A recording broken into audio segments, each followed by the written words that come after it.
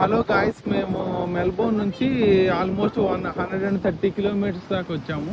ఎప్పుడు Philip island అలాంటి ప్లేస్కి వెళ్ళేవాళ్ళం. ఇవాళ కొంచెం డిఫరెంట్ బీచ్ కోసం అని చూసాము.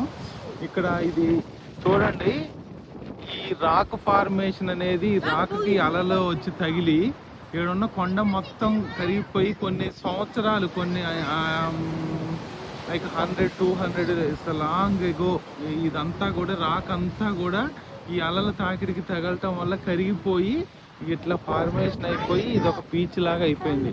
ఇట్లా తినేసుకుంటూ కొన్ని కొన్ని వేల సంవత్సరాల నుంచి జరిగి ఉంటుంది ఇలా. అసలు అది ఇప్పటికి ఇలా మారిపోయింది.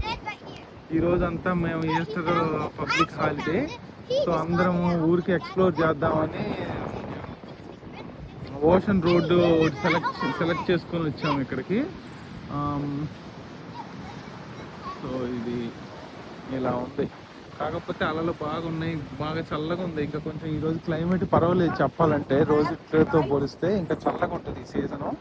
కానీ ఇవాళ కొంచెం సన్ ఉండటం వల్ల కొంచెం చల్లగా మంచి లొకేషన్ ఇది. అసలు చాలా బాగా అనిపించింది. వచ్చేసరికి చాలా ప్లెజెంట్గా అనిపించింది. బీచ్లో మేము తప్ప ఎవరు లేరు ఇక్కడ చూద్దామంటే కూడా. ఇది ఒక ప్రైవేట్గా బీచ్ లా ఉంది, అసలు మా కోసమే ఉన్నట్టుంది ఇది. Okay guys, thank you, bye.